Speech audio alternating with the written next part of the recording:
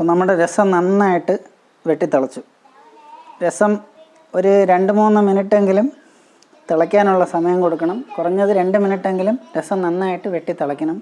എങ്കിലേ രസം നല്ല ടേസ്റ്റ് ഉണ്ടാവുള്ളൂ. ഇനി നമ്മൾ ഒരു 2 തണ്ട് കറിവേപ്പില, കടുവറുക്കുമ്പോൾ നമ്മൾ കറിവേപ്പില ഇടും. അത് എണ്ണയിൽ കിടന്ന് വാടി വെന്ത് ചേരും. അപ്പോൾ അവസാനം കറിവേപ്പില ഇടുന്നത്, കറിവേപ്പിലയ്ക്ക് ഒരു തനി മണമുണ്ട്.